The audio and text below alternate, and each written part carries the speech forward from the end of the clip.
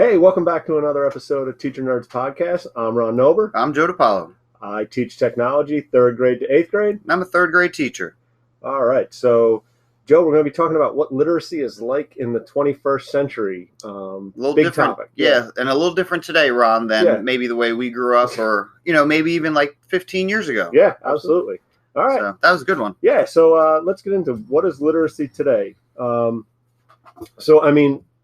I kind of came to this topic or the idea of it over the summer. I'm reading Timeless Learning, reading it in part and listening to it in part. Right. So as I was doing that, there's a section where Ira Sokol, Pam Moran, and Chad Ratliff, in which they talk about reading is no longer an exclusive definition of literacy in a time when so many different technologies for information input exist.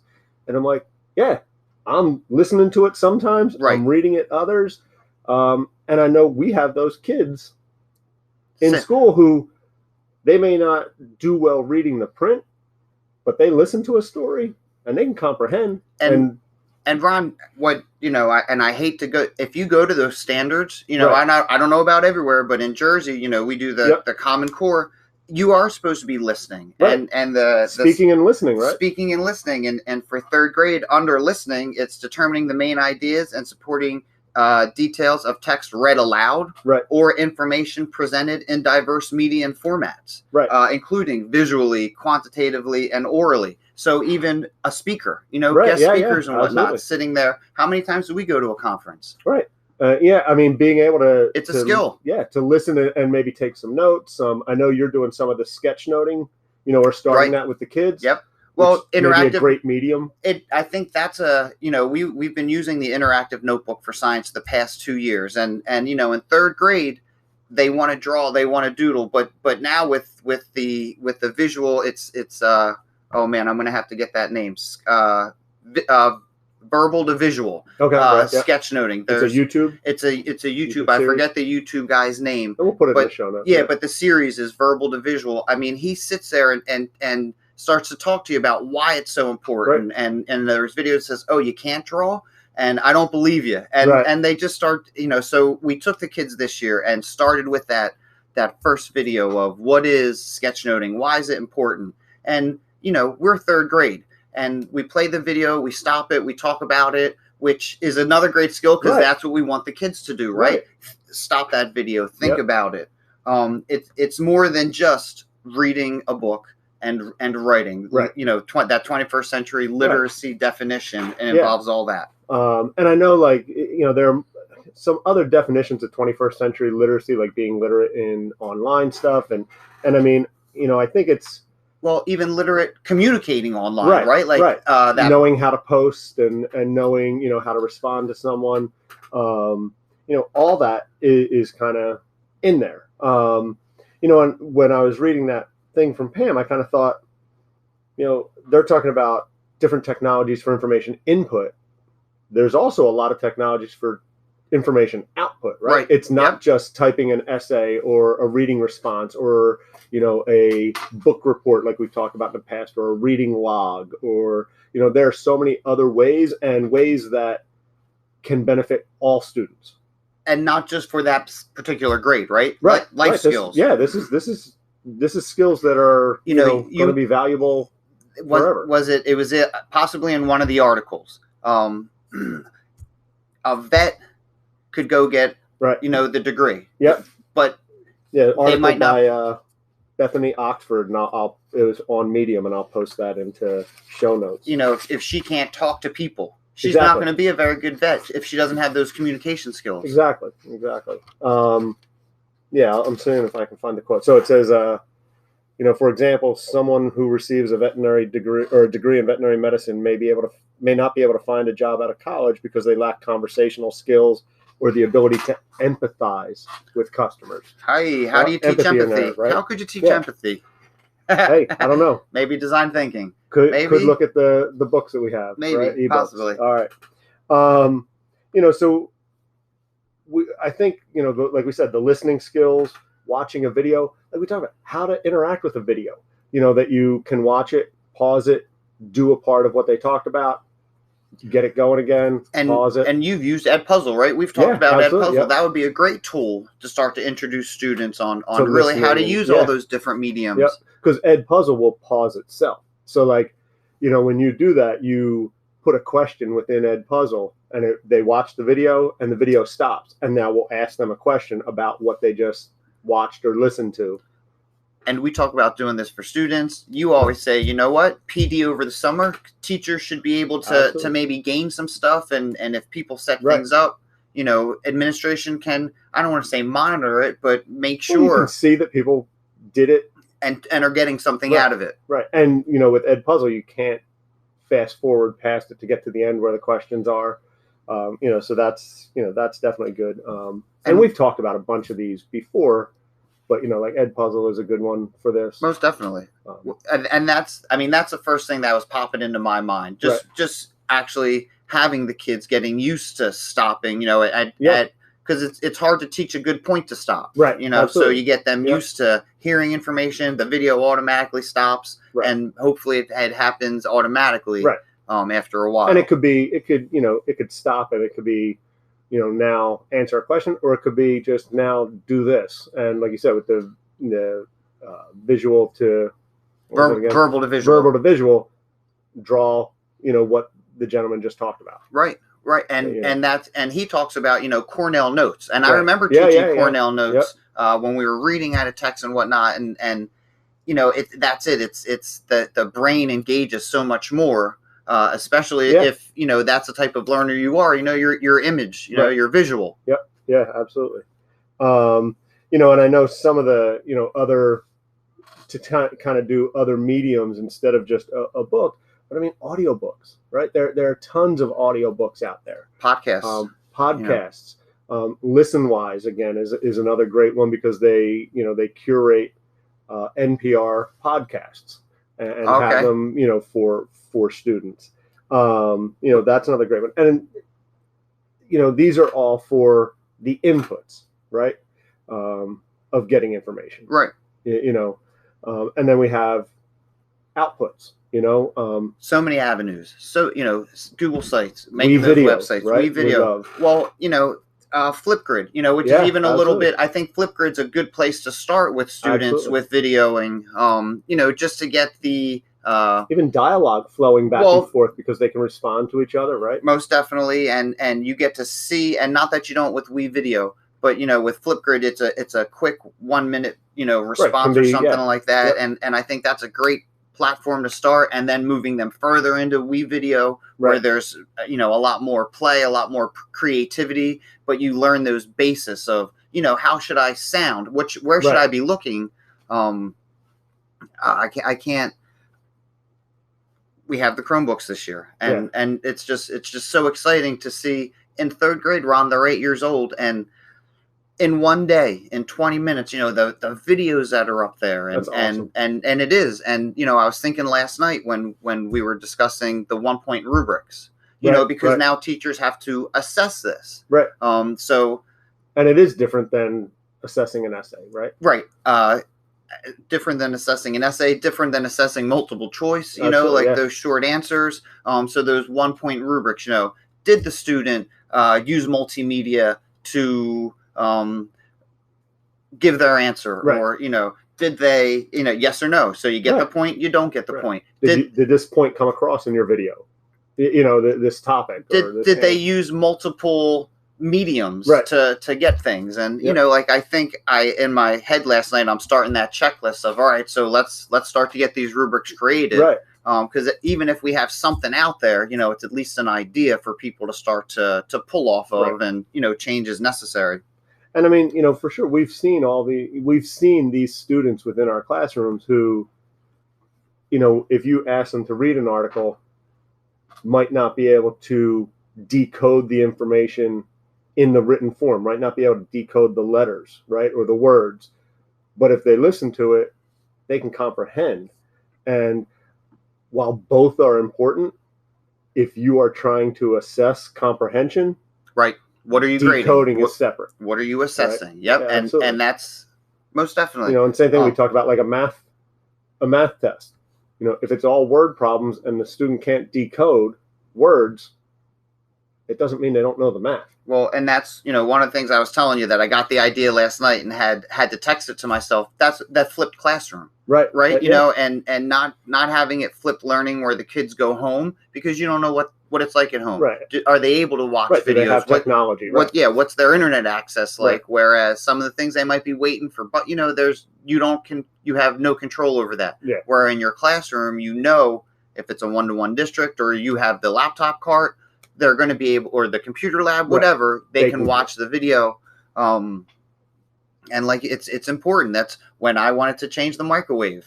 I didn't read directions because there's no directions that I still had that told me how to take the microwave off the wall. I had to watch 2 or 3 different videos. Right. And the cool thing was when I YouTubed how to take the microwave off the wall, hundreds of videos came up. Hundreds of videos. And that's it. So, I mean, it's learning. And how do you interact with it? You got to bring your phone with you or a computer. You got to stop it. I did the same thing over the summer. Went down, my washing machine wouldn't work. And it was the safety switch from when you lift up the lid and it shuts it off automatically. Yep. The safety switch was broken.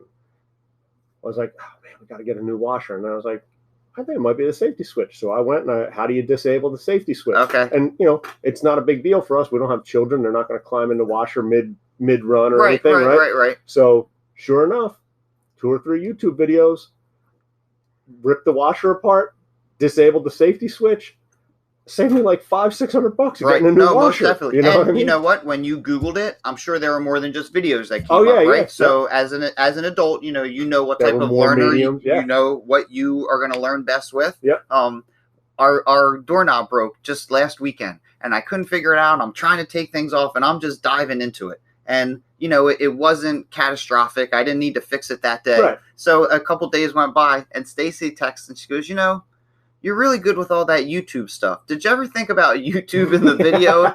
And I laughed, and I just replied. I said, I already got it off. I used a longer screwdriver. It's all good. But you know what? Like, if I'm going to try it, and if it doesn't work, then I'll, go try and learn, but not from a book or not from a set of directions, because that's not me. Right. And again, sometimes even it's, like I don't mind reading. I wasn't always a voracious reader, but like I don't mind reading a set of directions or something. But with the washing machine, you could tell me all of it, but I need to visually see. Well, that's right. So knowing what medium is going to work best for that situation. Even diagrams, I'm a visual learner, but even diagrams are tough for me. Right. Like I love YouTube because you see it done. Right. The whole process as opposed to here's the picture and A, B, C, and D. Right. That's. I don't think like that, where it brings my thinking back to Ira and Sokol and what he said. I won't read a book, right? But I'll tell you what, I'll look at a pair of blueprints and I could tell you all about it because that's numbers, that's that type of analytical thinking, and that's tough for me to handle. Yeah, and I think in the book at one point he had said to Pam, I want you, instead of being a reader, which she is a heavy duty reader, he said, I want you to take a summer and just listen to things. So whether it's books on tape and she said she had a very difficult time initially because she realized, it was hard for her to listen to it and recall the information. And really? So it took her a little bit of time to do that. Well, I know you talk about listening to podcasts while you're working out or something, and I know it's hard for me to do it because I'll get those ideas and I'll stop. Like if I am listening, I want to be able to have that legal pad and jot down notes, or be on the Chromebook. It definitely it is difficult in that sense, but I think that's one of the things I don't know that students are exposed to as much are to listening to podcasts. I don't know if it's a more adult medium, but I one of my things I am looking to do this year is get kids exposed because there are some great I started kids a podcasts list. out there. Maybe remind me, I'll get the list and we'll put it up for this show. I start of student friendly podcasts. And I have a few as well. Okay, so should we do a Wakelet? Should we put it in Wakelet? Maybe we'll add it to our Wakelet. I was tutoring a boy this summer and he had dyslexia, and I remember talking to the mom. They're a family friend, and they couldn't get his special ed teacher to do it. She wasn't doing people in district, so they're like, if we can't do it, and I said, I'll just come read with them. I don't want to tutor them. Let's just do it. And they're like, no, it's got to be. I said, whatever. So we went over and we're reading the book together. And he's got to do these oral written responses. Right. Or I'm sorry, not oral, written responses. Yep. He's got to turn things in. I'm like, no problem. We're not doing that yet. So I set up Flipgrid things, you know, and we started talking about it. And you know what? It's funny because, and his mom even said, wait till you start to answer questions. Hey, you start to see it in his writing, and, you know, he's going to try and answer these questions. And he's not going to be able to do it. And I said, then I'm not going to make him do it. You know, I'm going to ask him a question and then ask him to respond. And so we just started talking about the stems, and he's got these videos of talking about the stems. And it was great because that's what he went and he watched the videos, and it was him talking about what he read and, you know, the characters and his predictions. That was one of his favorite stems, like predicting what he thought was going to happen. And he could do it, but if you assessed him if with he had it written, you know what, the word, it's just, you know, it's not legible. It's I don't know if it's tough for him to write. We didn't get into it because we didn't have to. You know, he made the videos. He understood. It was great because we could sit there and talk about it. You know, I would read to him. He would read to me. So we, you know, back and forth with the pages. You know, he was understanding what he was doing. I would leave. He would leave Flipgrid responses. That's awesome. Then we had all these responses that he would then go back, and that's what he was writing, you know, everything down on, because he was able to watch it, stop it, write it down. What I say again? Yep. We tried to get him into WeVideo and making commercials. He wasn't, you know, it wasn't his thing. Yeah. So he's like, oh yeah, I lost. I said, don't sweat it. I don't care. Don't even find the password. Right. Are you still cool doing the Flipgrid thing? He said, oh yeah. So, you know, it's a little bit easier per se. But if you're into, you know, doing some technical stuff, right? And the editing and adding all the extra bells and whistles, you know, WeVideo is the way to go. But it takes a little bit of time and you know, playing around with it. Yep. Yeah. You know, and I saw in the another article by Jen Scott Kerwood. This was an article from like 2013, but she was talking about the Hunger Games, right? Yep. Yes. I actually screenshotted this. Yeah, and you know, she had a different activities that teachers could use in conjunction with, you know, the Hunger Games trilogy, but it could really be for anything. And I mean, I love the ideas that she came up with. Instead of a book report, a book share, or a reading log, write a song about the book and perform it, right? So there are students out there who would die. Ron, I had an 8-year-old girl tell me yesterday, Mr. DiPaolo, in my writing lesson yesterday, we couldn't remember to keep our heels in or some type of and she said, so we're going to write a song about it. And I said, hey, can you play guitar? And she said, no. I said, oh, during Spark Time, if you're into this, you should learn how to play guitar. You know, just making those suggestions. So I saw that.